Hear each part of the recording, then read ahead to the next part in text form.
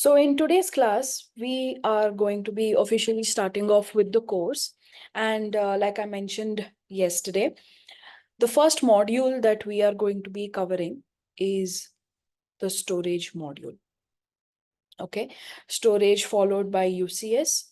So this is what we will be doing. We'll come to UCS later. First, we are going to be discussing a couple of things about storage and certain storage protocols, certain terminologies, processes that you will be dealing with in storage. Okay. Now, before I start off with storage, let's have an introduction about data center. Anybody?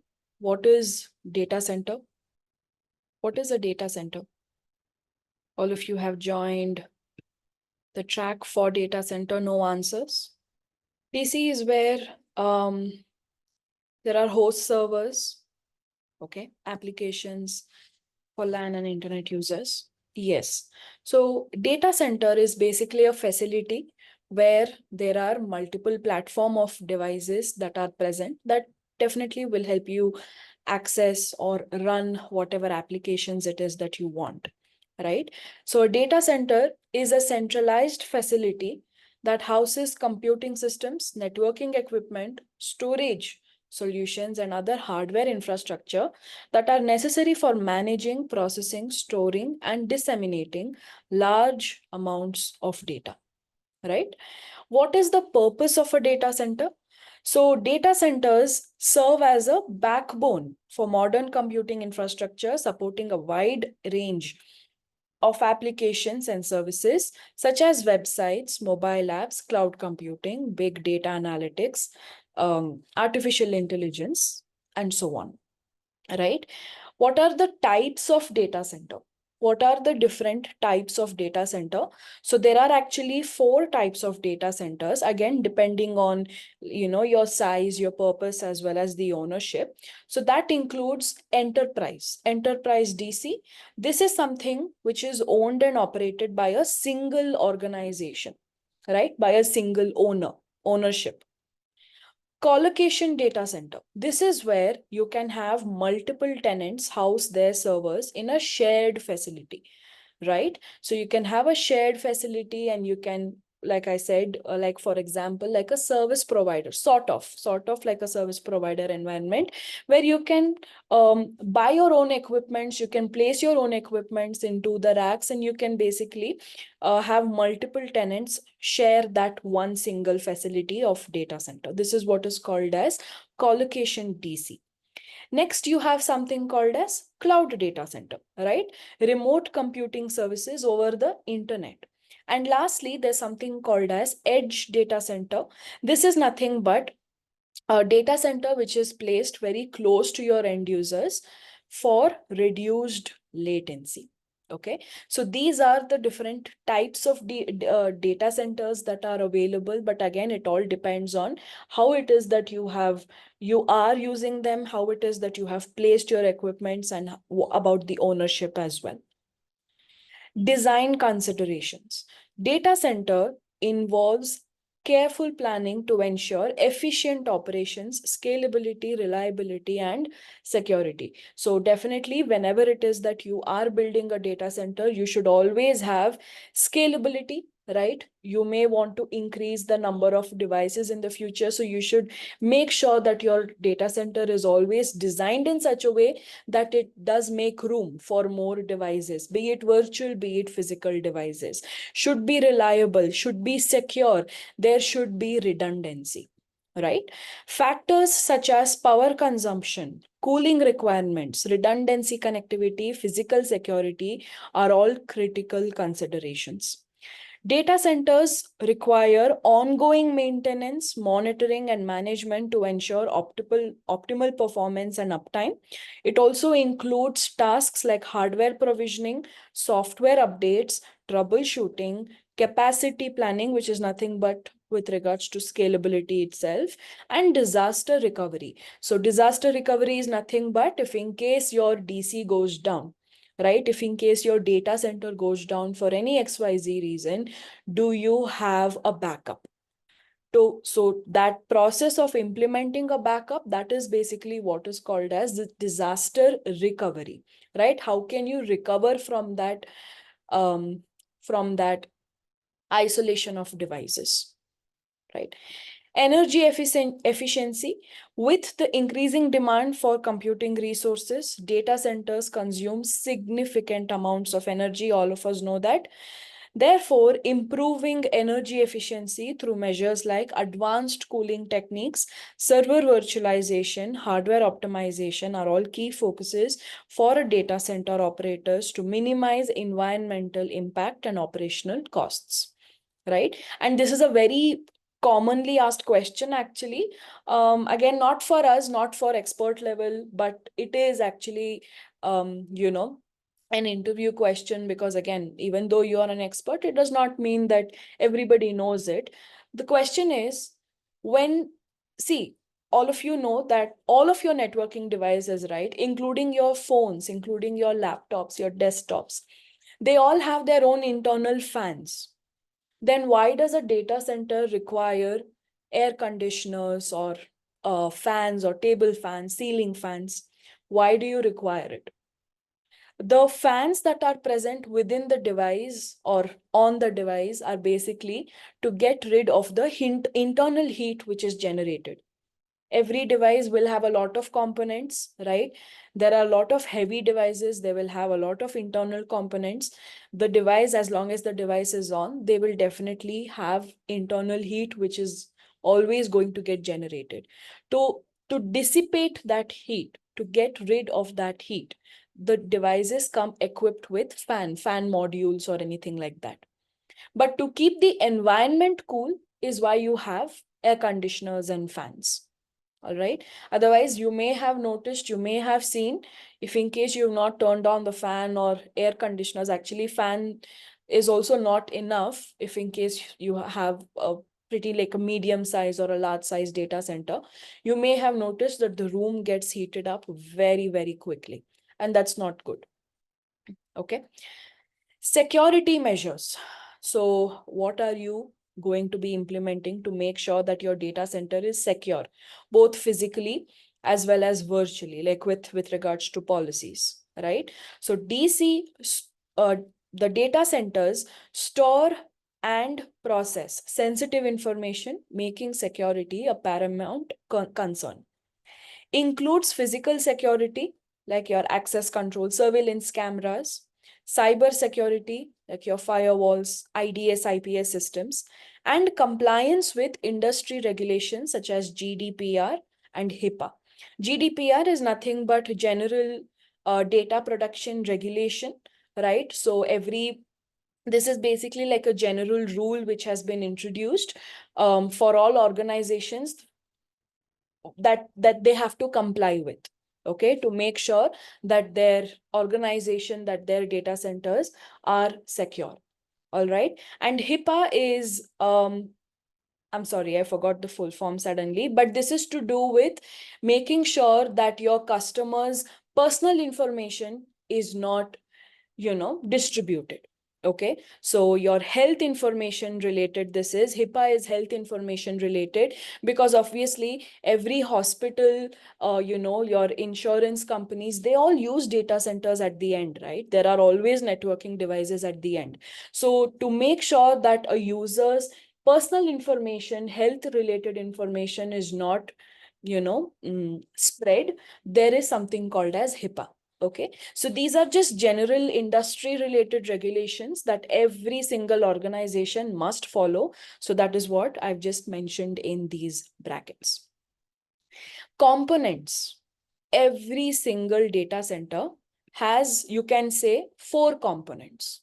Apart from the power, cooling and all that, I'm not talking with regards to those, right? But mainly there are 4 components. And what are those 4 components? So you have your servers, your compute devices, very important, right? Then you have your networking devices, which includes your switches, routers, firewalls, etc., right? Load balancers, your service devices. These are all, they all come under the category of networking devices. Next, you need storage devices so that you can store data. right? You need a backup of those information. You will have to store data. You will have to fetch data whenever it is that you require it as well. And the last component, which I have not mentioned here, is actually the concept of virtualization. Most data centers are already into virtualization. You will always find virtual machines, virtual devices that have been implemented, right? So that's another component apart from cooling systems, apart from power and all. But virtualization is another very important component now that has been introduced, of course, in data centers. Most people, most organizations, or I can actually say all organizations, have moved into virtualization. It is just easy for you to manage your virtual devices, to manage the resources that are required for your virtual devices, and that reduces your total cost of ownership as well, because buying physical devices are more expensive. You have cabling management, right? And also there may not be enough space on your rack. So there are a lot of considerations. So overall, virtualization does definitely decrease your total cost of ownership as well, right? So these are your main components when it comes to a data center. All right. So with this, now, like I said, the first module that we will be talking about, excuse me, is the storage module. All right. So storage devices, backup. Yeah. So these are these are other components that you will always have. But with regards to the devices, the main devices that provide you with services, like I said, those four. Okay. Now, storage devices. Storage in data centers refer to infrastructure and technologies used for storing digital data securely and efficiently. Storage solutions in data centers are crucial for managing and accessing vast amounts of data generated by various applications and systems. Again, these are all self-explanatory. There's nothing that I have to explain over here. I'm sure you all know what a storage device or a storage architecture or a storage system is used for. It's always used for you to hold that particular data, to store that particular data.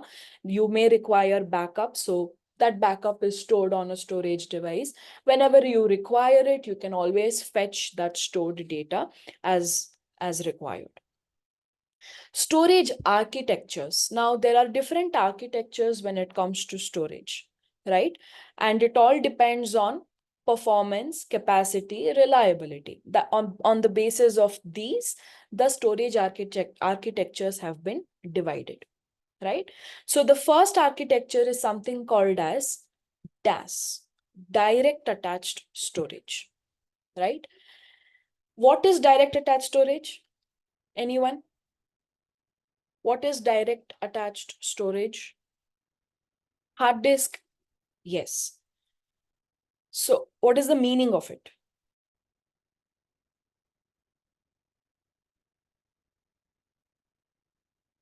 So like the name says, direct attached storage. This is where your storage is directly attached. Attached to what? Attached to your host, attached to your server.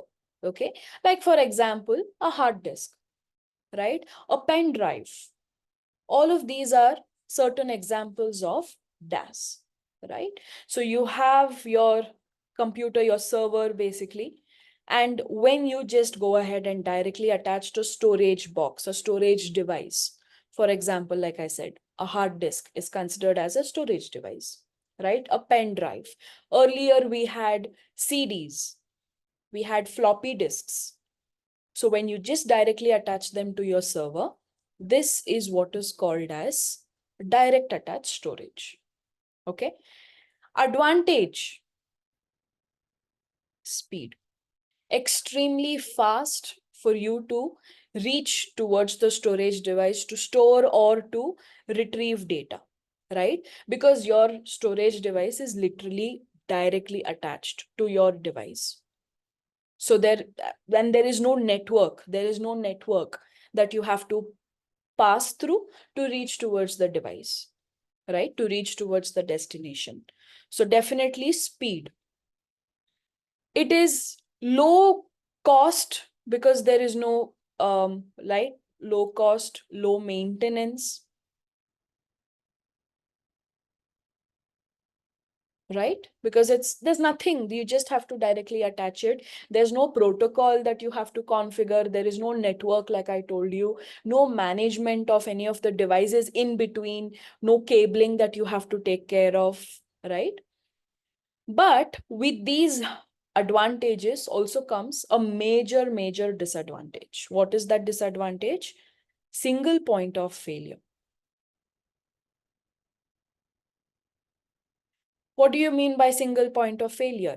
As long as this device is on, as long as that server or that host is on, you will be able to access your storage device. But if that server goes off, then obviously you will not be able to access that particular storage device to, again, store or to retrieve data. Okay. So that's a major disadvantage when it comes to DAS. So a couple of points that I've made note. If you want, you can make note or it's okay.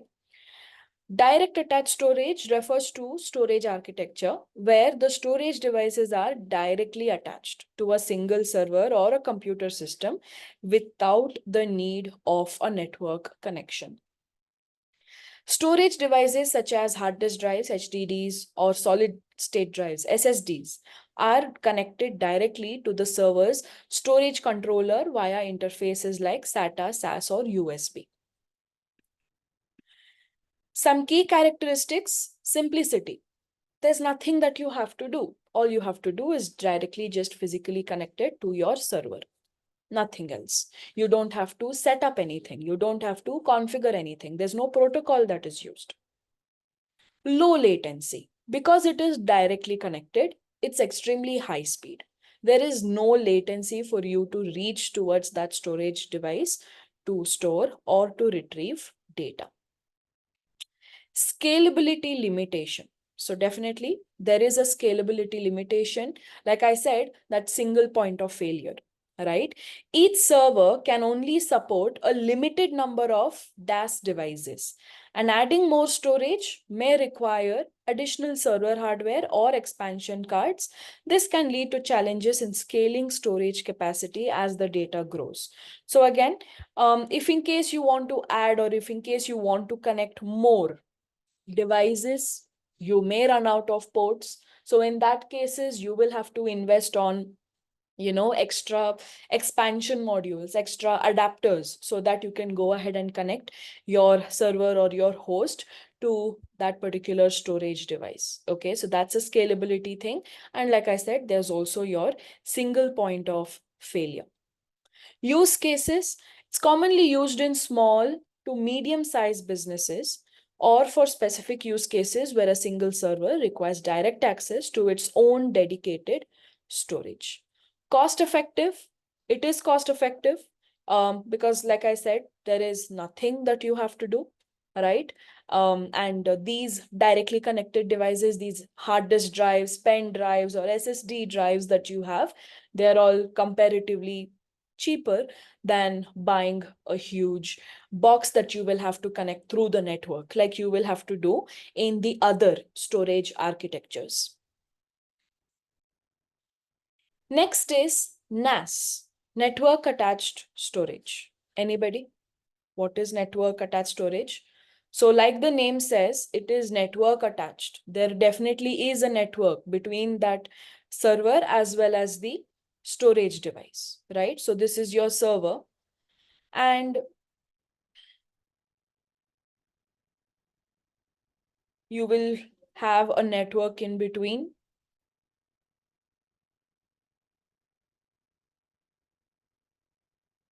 And then here is your storage box. It's network attached. But apart from that, any other points on network attached storage?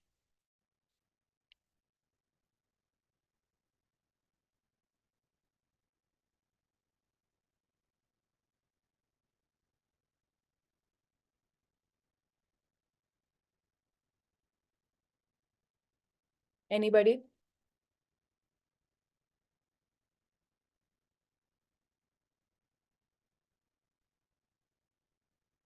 High availability, yes, there's no single point of failure. Even if a server goes down, it's okay. You can still access your storage box through other devices, right? Because now it's connected through a network. So it will find the best path to reach towards that destination box. So yeah, there is redundancy. Not redundancy, I can say, like you said, that's high availability. That's right. Anything else? Any other points?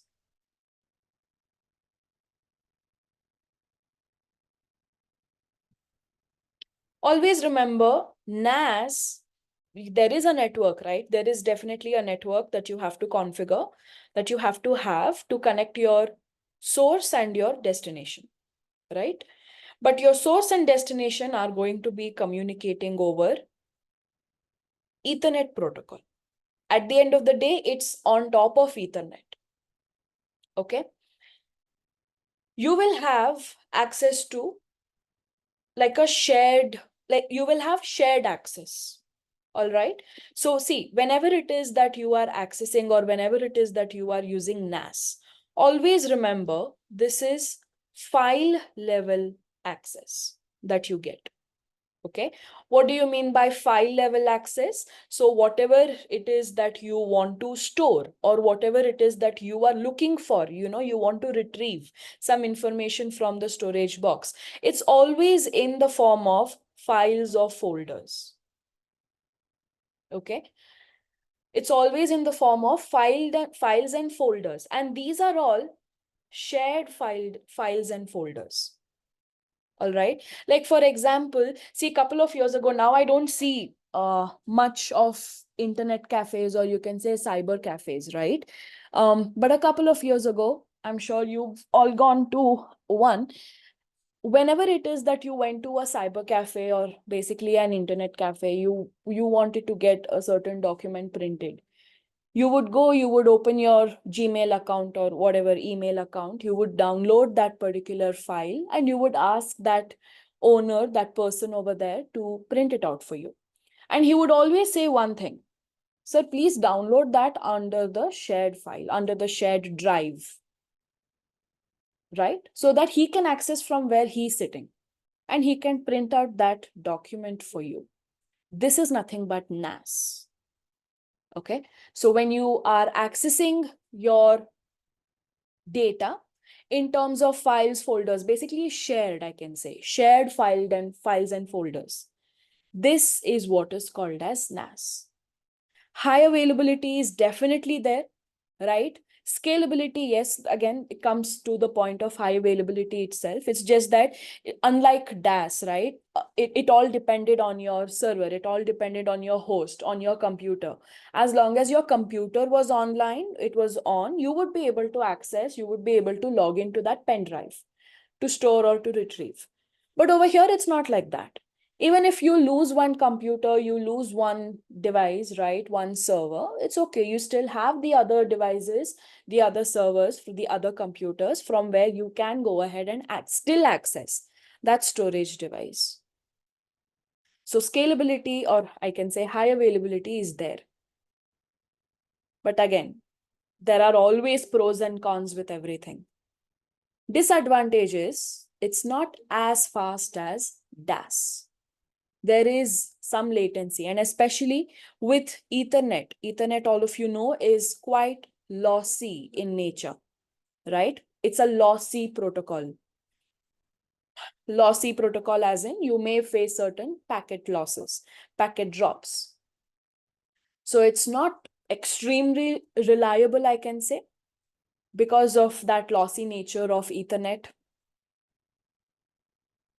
You could face latency issues, right? So these are certain points of NAS. Again, I have a couple of more points here. You can make note of it if you want. And one more thing. Can anybody tell me any protocol examples of NAS? See, DAS does not use any protocol, okay? Because it's directly connected now. So there's no protocol. NAS. Any example protocols of NAS that you are aware of?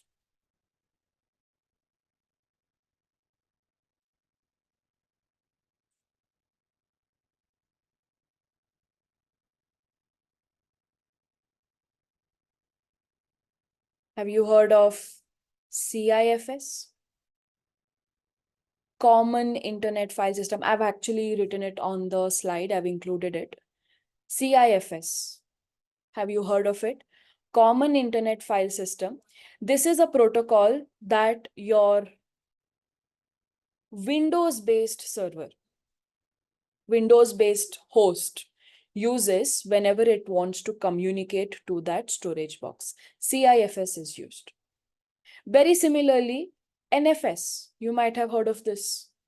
Network File System. This is for Unix or Linux-based devices, right? When your server, when your host is Unix or Linux-based device, when it has a Unix or Linux-based operating system, NFS is the protocol that is used to reach towards that storage device. Okay. And very similarly, there is AFP also, Apple Filing Protocol. This is for Mac OS devices. There is Mac also these days, right? For Apple products. So for Apple hosts, for Macintosh, that's Mac OS hosts, Apple File Protocol is what is used to reach towards the storage device. All right. It's a storage architecture that involves connecting storage devices to a network, providing file level access. NAS presents the storage as shared folders or directories accessible over a network. Devices are connected to the network using Ethernet. Please remember, it's only Ethernet. Okay, it's all Ethernet based. NAS is always Ethernet. Users can access them using certain protocols like NFS, like I said earlier, network file system, SMB, server message block. This is nothing but CIFS. CIFS, I can say, is a type of SMB. Okay, server message block. AFP, Apple Filing Protocol. FTP, File Transfer Protocol. These are all NAS-based protocols actually. Okay. So server message block is nothing but CIFS, standard protocol used by Windows-based operating systems. Like I told you, CIFS is for Windows-based. NFS, Linux or Unix-based. Okay. Apple File, this is for Mac OS. Next. SAN, Storage Area Network. Any points on SAN?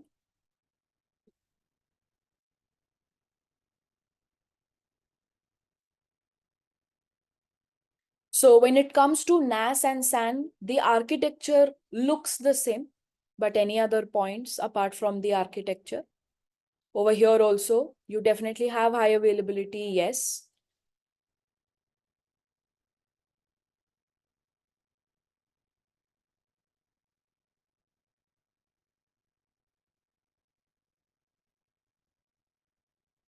So architecture-wise, it's quite similar to NAS only.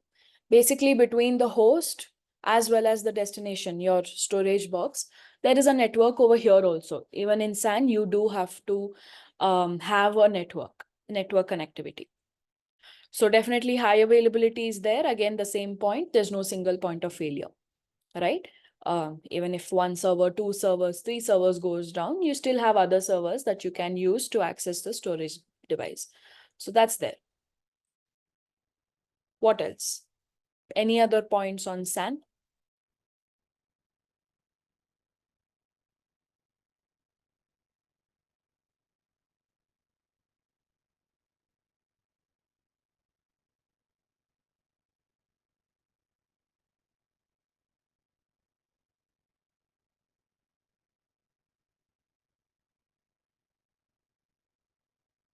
Fiber?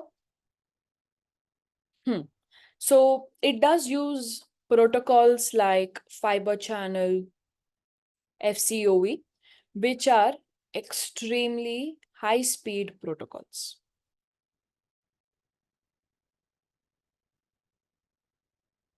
Okay, so DAS had the advantage of high speed, right? That advantage of DAS implemented over here with SAN. Okay, advantage of high availability that you saw in NAS implemented over here for SAN as well. Any other things? NAS was file level, right? That's where you were accessing your data in terms of files or in terms of folders. SAN is block level access. Okay, so this is block level access. You just see when you're using NAS, you have to remember which file, which folder it is that you have stored your data in. And based on that, you have to, store your data in that folder, or you have to access that folder to retrieve your required file, right? File level access can be time consuming because you have to remember where you had stored it. Block level access. Block level access means you just have to remember which directory it is that you have stored it in. Like you can say you just have to remember which block, which drive you have stored it in. Okay, so that drive that you remember, that is what is called as block. So it's easier and it is faster for you to go ahead and basically access or store data. It's a specialized high-speed network architecture that connects storage devices to servers or hosts, enabling centralized storage management, data sharing, and access to shared storage resources. They are normally used in enterprise environments to provide scalable, high-performance storage solutions for mission-critical applications, databases, virtualized environments, and cloud services. So normally you will find such protocol like a SAN protocol, like a SAN architecture, which is used in, like extremely important sectors like your banking sector, right? Hospitals, insurance companies, they all do require extremely high speed of access to devices, right? So in such large enterprise networks is normally where you see SAN configured. Okay, SAN provides block level access to your storage devices. So you access and manage your storage volumes, or something called as LUNs, logical unit numbers, as if they were locally attached storage devices. See, what is logical unit number? What is LUN? See, for example, whenever it is that you are using Windows, right? Correlate it. Whenever you're using a Windows operating system like computer or server, laptop, whatever, that device by default has something called as C drive, right? It will always have by default C drive. Then from here, you can go ahead and create multiple drives. It's up to you. D drive, E drive, F drive, and you can allocate certain space to each of these drives as per your requirement, right? Very similarly, on storage devices, that drive is what is called as LUN, logical unit number. And just like C drive is default, on Windows, C drive is default, right? LUN 0 is default on storage devices. From LUN 0, then you can go ahead and create again. Just like from C drive, you can create any drives now, D drive, E drive, F drive, and you can allocate space to each of those drives as per your requirement. Very similarly, from LUN 0, you can create then multiple LUNs, 2, 3, 4, and you can assign whatever space it is that you want for each of them. That's again according to your requirement.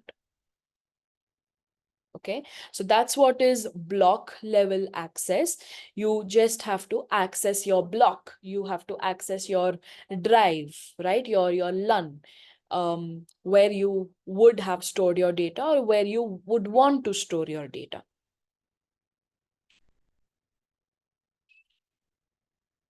So because now it's no longer, like I mentioned earlier, no longer in terms of files or folders, you don't have to remember, keep, where it is that you had stored it. High speed data transfers and low latency.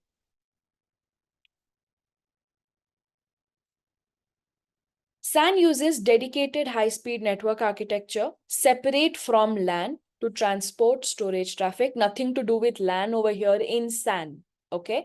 In NAS, it was all over LAN. It was all over Ethernet. Whatever traffic that you were sending from the server to the storage, it was all based on Ethernet. It was all on the LAN. But over here, nothing to do with LAN. They use their own protocols. They use their own architectures. Okay, like I told you, examples, fiber channel, FCOE, there's also FCIP, which I've mentioned. That's nothing but where you are going to be sending your storage traffic over an IP network. The dedicated architecture minimizes network congestion and ensures consistent performance for storage operations.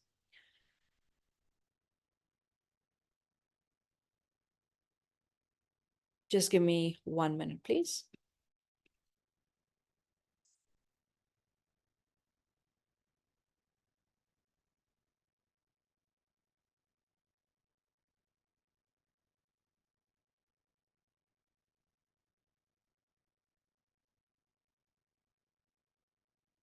Okay. Okay. So these were the three architectures, DAS, NAS, and SAN.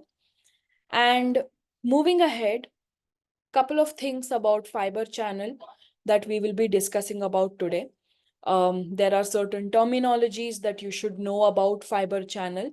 And once we're done with fiber channel, then we will be doing FCOE in the upcoming classes. Okay, so we will be talking about FCOE also. But first, fiber channel. Anybody, can you give me any pointers on fiber channel? Anything on fiber channel apart from that it's a SAN protocol, which we just discussed about?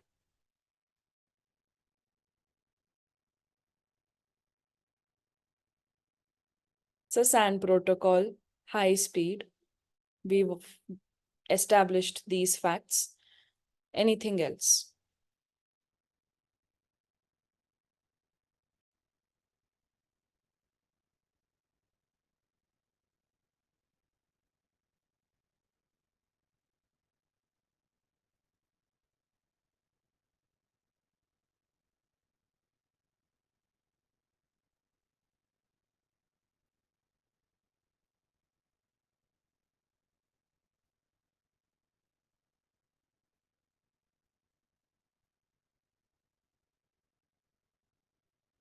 Connectivity is fiber cable. Yes. So you use cables normally, which are your optical fiber cables or fiber optic cables, you can call it however.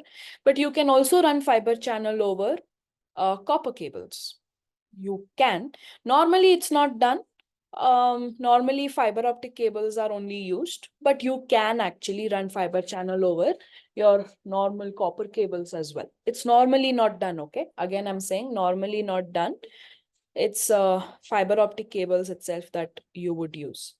But it can be done, so I'm just writing it down. Any other points?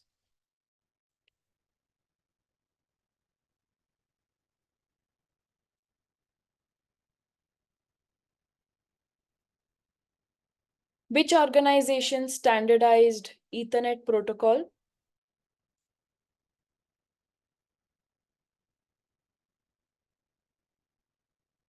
Which organization standardized Ethernet protocol? Yes, IEEE. What's the full form of IEEE?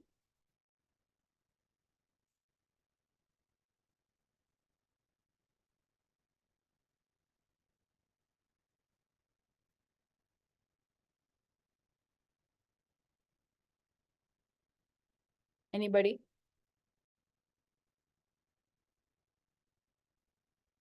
Institute of what? Electrical and Electronics Engineering, right? So this was the organization that standardized Ethernet protocol. Which organization standardized fiber channel? Anybody knows?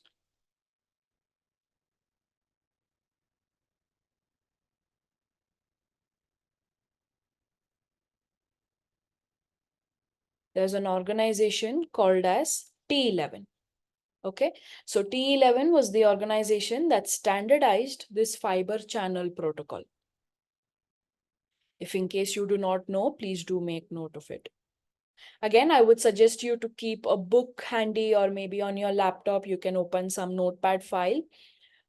Please do make note of certain points that I will be sharing with you. In Ethernet, what is the adapter that is used? Adapter on your end hosts. Adapter, please remember, adapters are always on end host, never on the switches, right? Never on your networking devices. Adapters are always on the host level. So adapter on the Ethernet, yes, that's right. It's NIC, Network Interface Card. Adapter in fiber channel, anybody knows?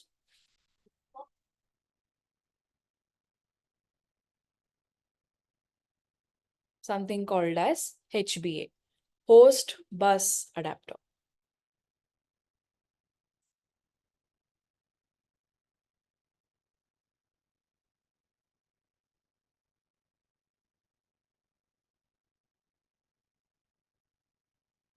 Okay. So these are certain basic introductory points with regards to fiber channel.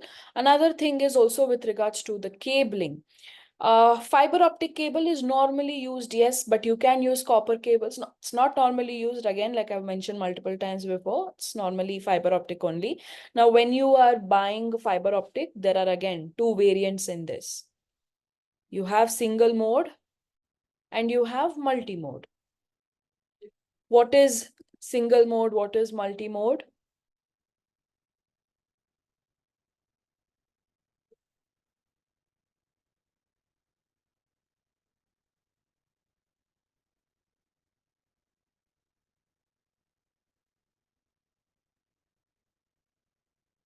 Single mode fiber optic cable.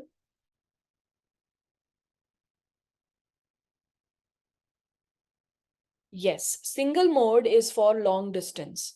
How come it is for long distance? So what happens is, see, like the name says, it's a fiber optic. Optic is nothing but light, right? So the medium of traffic that flows through the cable is actually light. It's a light medium cable. All right. Single mode fiber optic cable means that there is a single mode of light which is sent through the cable. Okay. Imagine it's like laser. All right.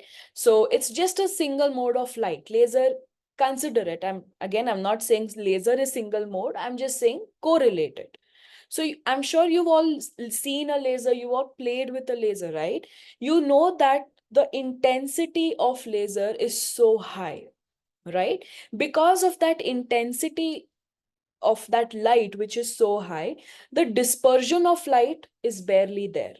And because of that, because there's barely no dispersion, because that intensity is so high, the distance covered by that laser light is so high as well, right? You can point it to a wall which is probably 10 feet away from you, and it will still shine bright on that wall, right? So that is your single mode of light. Because there is just one single mode of light, there is no obstacles for that light so that it can disperse, right? So there's no dispersion. Because there is no dispersion, the intensity of that light is very, very high. And because the intensity is high, it's used for longer distances, can go up to 80 to 100 kilometers as well. Multi-mode, Like you can see here, multiple modes of light sent through the cable. Because there are multiple modes of light, again, intensity can be less. Why? Because there is more dispersion of light, right? It's like light coming from a torch, for example. Comparatively, the distance which is covered is very, very less. Can go somewhere between 15 to 20 kilometers, but not more than that. All right. So there are two variants of cables whenever it is that you're choosing fiber optic cables. And again, along with the cables, you will also have to invest on SFP modules, right? So again, when it comes to SFP modules, you do get single mode SFP module and you do get multi-mode SFP module. Please make sure that single mode fiber optic cable ke saath you are using only single mode SFP module. And similarly, if in case you have a multi-mode optic cable, use a multi-mode SFP module so that there are no issues. Okay. So about the cable, this was just one thing that I wanted to throw in there. Fiber channel is a high-speed networking technology which is used in SAN, we've already discussed, provides a reliable and scalable infrastructure for data storage and retrieval in enterprise environments. Again, why I'm saying multiple times that it is used normally in enterprise? See, Ethernet is very widely known, right? Everybody knows about Ethernet. Everybody knows the working about Ethernet as well. And comparatively, Ethernet is cost effective. It is definitely cheaper. SAN, on the other hand, fiber channel protocols, on the other hand, is normally used in enterprise networks. Enterprise networks are nothing but normally medium to large networks, okay? Medium to large data centers, because only they can afford it, honestly. The cable itself is very expensive, very, very expensive. In terms of Indian rupees, each cable anywhere between 10 to 15,000, each cable. And on top of it, again, you have to invest on SFP modules as well, which is another couple of bucks, another couple of thousand rupees, right? So it's a very expensive deployment actually. And it's not widely known as well. Okay, so that's why it's normally used in enterprise networks.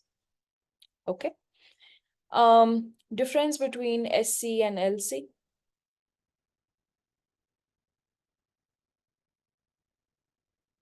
SC and LC. Line card.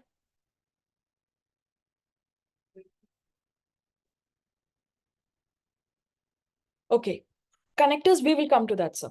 All right, just give me a couple of minutes. I will be talking about the connectors. Again, connectors are normally your SFP connectors, but again, in this, there are certain variants, which I will talk about. Just give me a couple of minutes. All right. Where was I? Reliable and scalable infrastructure for data storage and retrieval in enterprise environments. Offers high-speed data transfer rates ranging from 1 Gbps to 108 Gbps, making it suitable for high-performance storage applications. Provides low latency, high bandwidth connectivity between your servers as well as your storage devices. So, like I said earlier, your SAN protocol, which is your fiber channel protocol, right? It uses, or I can say it has been designed in such a way that it is extremely high bandwidth and very, very, very low latency. See, Ethernet, like I mentioned earlier, this is a very lossy protocol, right? Like it's very lossy in nature. You tend to face a lot of packet drops. But fiber channel, on the other hand, is considered to be a lossless technology, a lossless protocol. So because it is lossless, like lossless means you barely face any packet drops. All right. So because of its lossless nature, it's extremely reliable as well.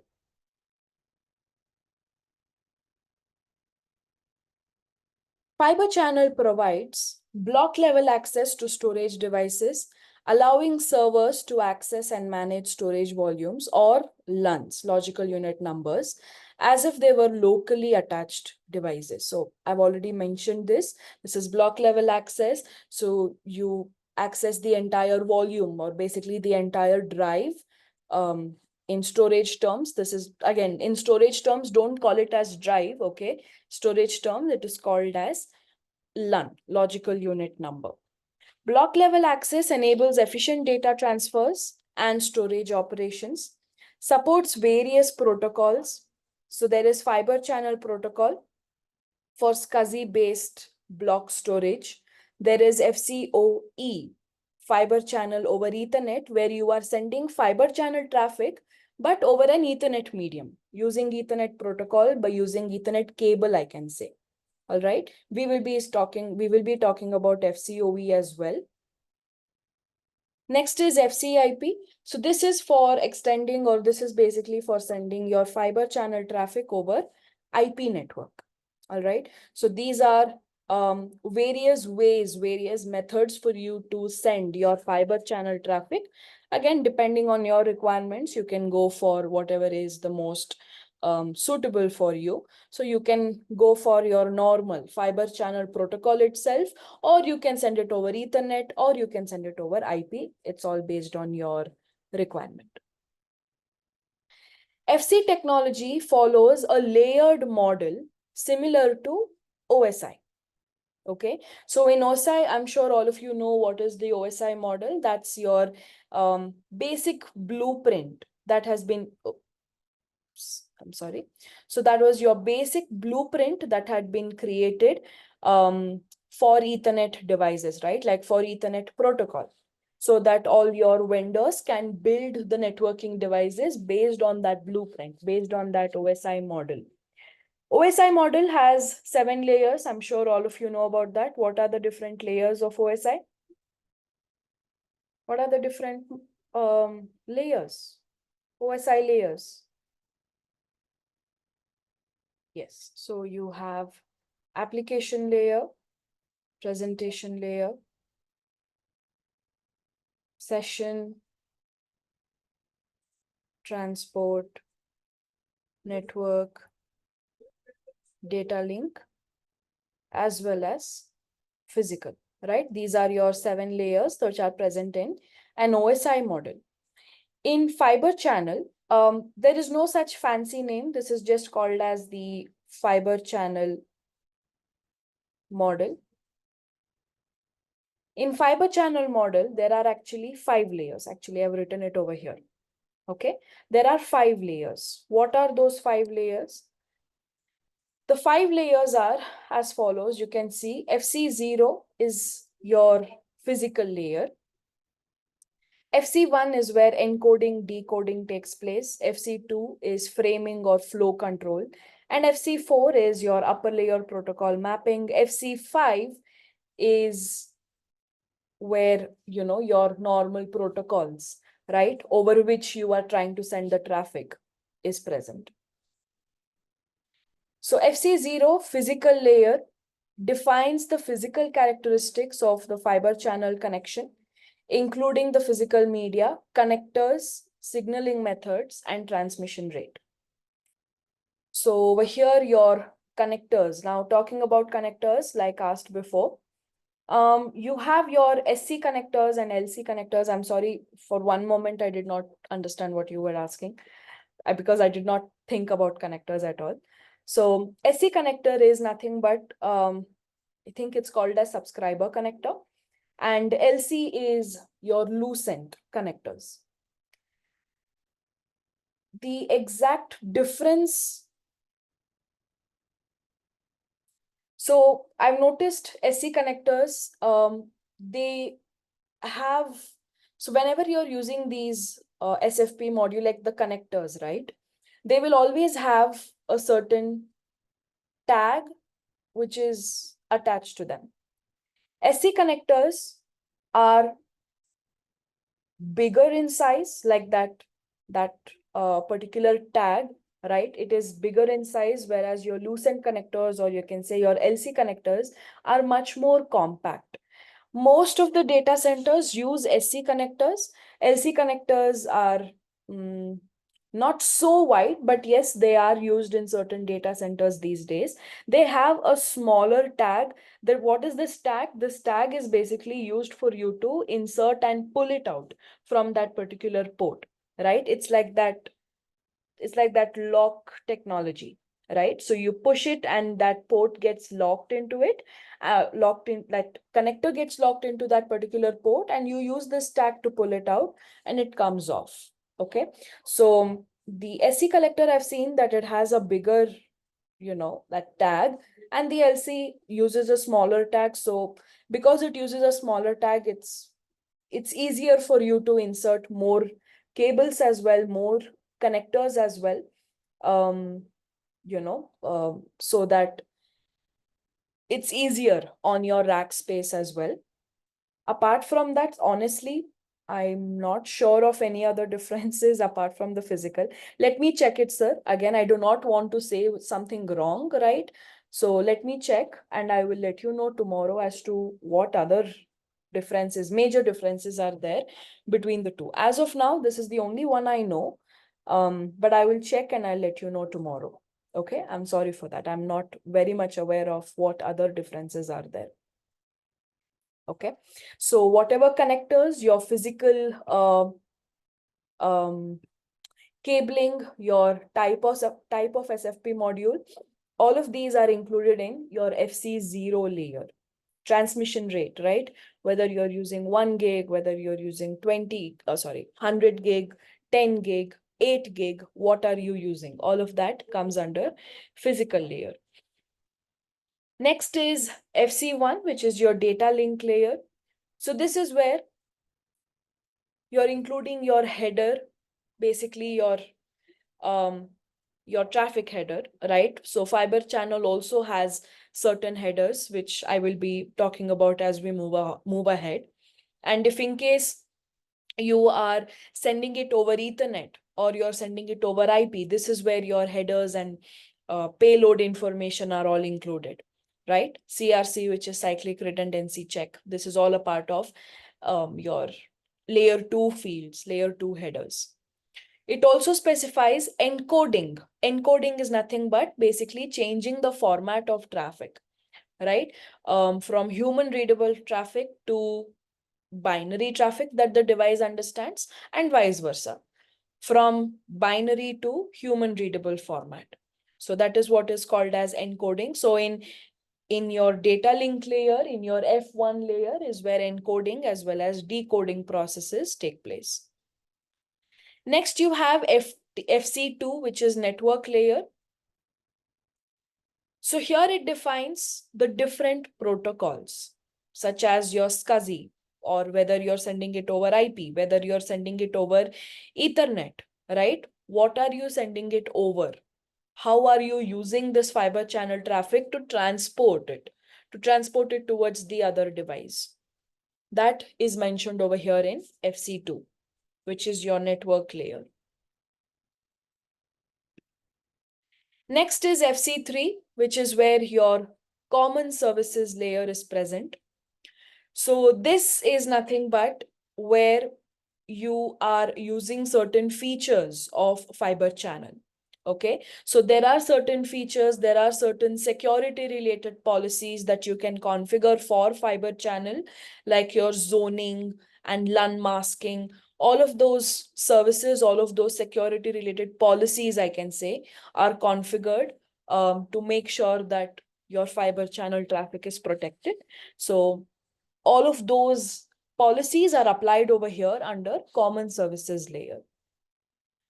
Includes features such as name services, management services, security services that support the operation and management of fiber channel networks. It defines the protocols and mechanisms for device discovery, zoning, virtualization, and other management tasks in fiber channel SANs.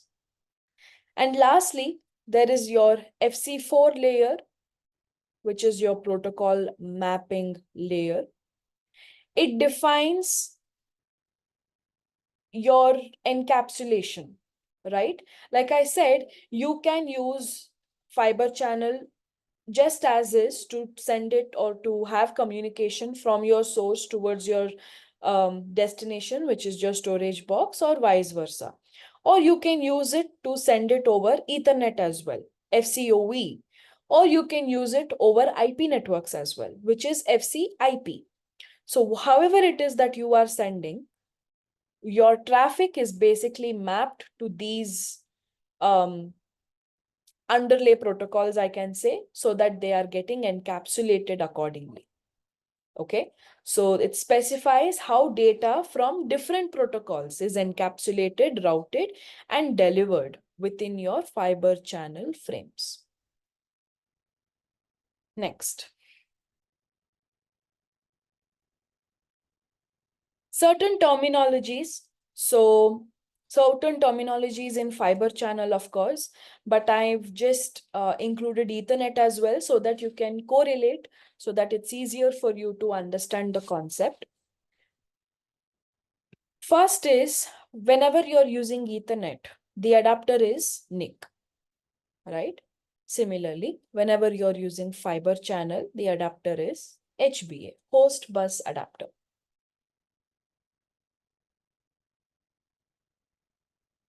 Whenever you're using Ethernet, this particular adapter, or I can see adapters are always present on the host. I told you that earlier. They're never present on your networking devices, but they're always on your host, right? Every NIC will always have a physical address. This physical address, this physical identity is what is called as MAC address. Whenever you're dealing with Ethernet, I'm saying. MAC addresses are 48-bit identifiers. In fiber channel, you're using HBA. That's your adapter on the host. Please remember, when I say host in fiber channel, it can be the server, right, which is talking to the storage box, or it can be the storage box also. Okay, whenever you're reading on fiber channel, please remember that you may read certain terminologies like initiator and target. What is initiator? Initiator is nothing but your server. It's your host from where you are initiating traffic. Target is nothing but your storage box. That's your target device, right? You may want to store data. You may want to request for data retrieval, but your target is your storage box only. You have to reach the storage box to store or to get any data. All right. So certain documents, you may see it as initiator. Certain documents, you may see it as target. It's nothing but server as well as storage box. Don't get confused. All right. So on your server or on your storage box, whenever you're using fiber channel protocol, the adapter is always HBA. Every device does need to have physical address. In Ethernet, like I told you, the physical address is MAC address.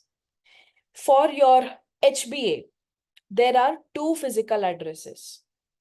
You have WWNN and there is WWPN. WWNN is World Wide Node Name. WWPN is World Wide Port Name. Please remember, each of these are 64-bit identifiers. What is this? What is this WWNN and PN?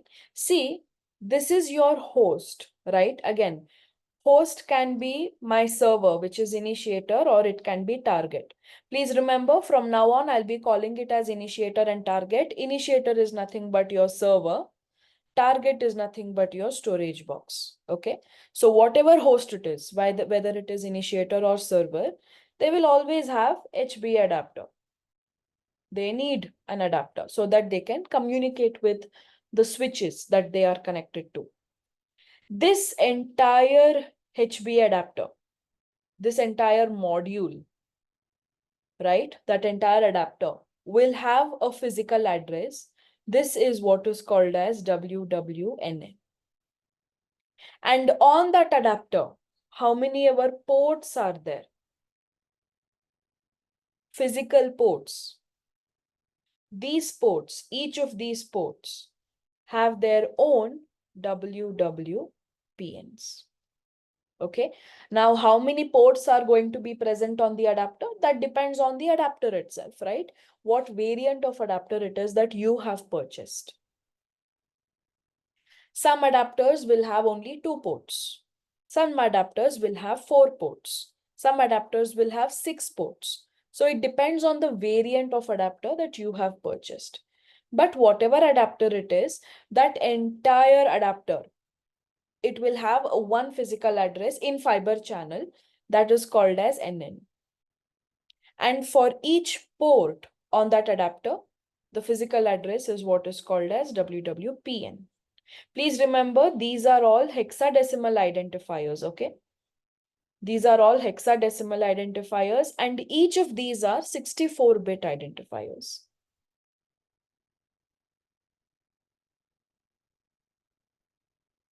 Until here, everybody has understood? All of you have understood? If yes, please put it on the chat window saying that you have understood, clear, or yes, anything.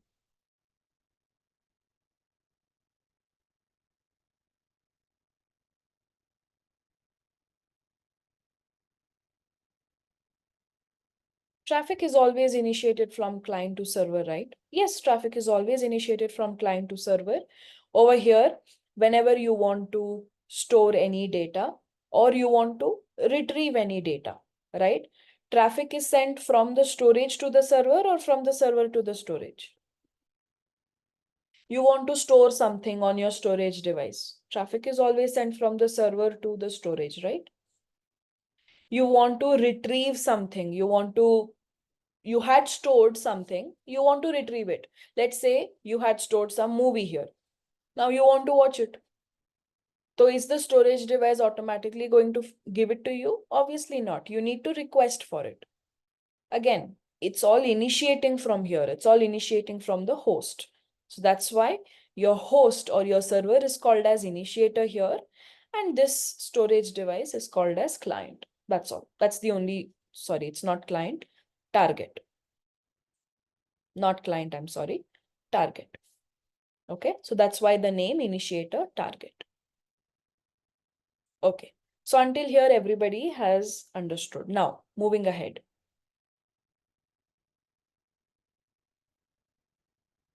So, MAC address, 48 bits, NN, PN, each of these 64 bits. Each of these, okay? Okay, now, if your device only has MAC address, which is nothing but only physical identity, will it be able to communicate with other devices? No, right? Only with the physical address, the device will not be able to communicate with other devices. So your device requires a logical identity as well, a logical address as well. What is that logical address called as? This is what is called as an IP address in Ethernet. IP addresses are 32 bits. Correct? Just with physical addresses, no communication is possible. Device needs to have an IP. Only then it will be able to communicate with other devices. And that IP address is nothing but your logical address only. Right? IP addresses are 32-bit identifiers. Correct? Every IP address is basically divided into two parts. Again, depending on the subnet mask, you have your network part and there is a host part, right?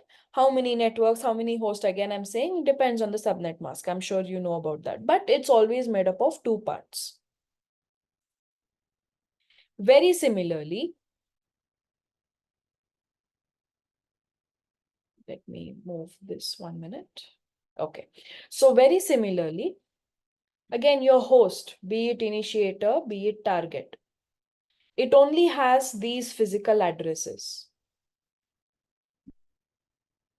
Only with the physical address, device will not be able to communicate. Device needs a logical address as well. This logical address in fiber channel is what is called as FCID, fiber channel identifier. Just like IP address is made up of two parts, right? It has a network part and it has a host part. Very similarly, FCID is made up of three parts. There is a domain ID, which is actually a 24-bit ID. I'll tell you what they are, just make note of it. And then there is area ID, which is 8-bit identifier. And then there is port ID, which is again an 8-bit identifier. Combination of all these three, domain ID, area ID, and port ID, creates an FCID. And every device in fiber channel, I'm saying again, be it the server, be it the target, which is your storage box, whatever is your end host, they will always require logical address. This logical address is what is called as FCID. Combination of these three fields, domain ID, area ID, and port ID, creates this FCID. Okay, so FCID is basically 24 plus 8 plus 8, 40-bit identifier. Again, please remember, this is in hexadecimal form. See, IP addresses, like we can understand, right? It's in a decimal format. This is an IP address. It's in a decimal format. FCID is not decimal, it's hexadecimal. As we move ahead, I will show you how it looks like. Okay. How is the FCID allocated? How is the FCID given to the end host? There is a process for that, which we will be discussing as we move ahead. Until here, everybody has understood?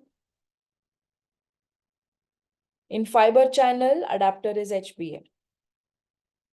Whenever you are talking about HBA, there are two physical addresses. In Ethernet, there's only one, which is basically the MAC address of the end host.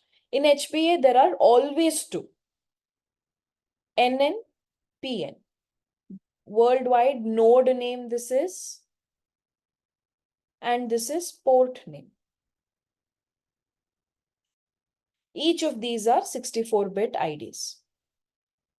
Now again, you have the physical addresses, but only with the physical address, the device will not be able to communicate. There needs to be some logical identifier as well.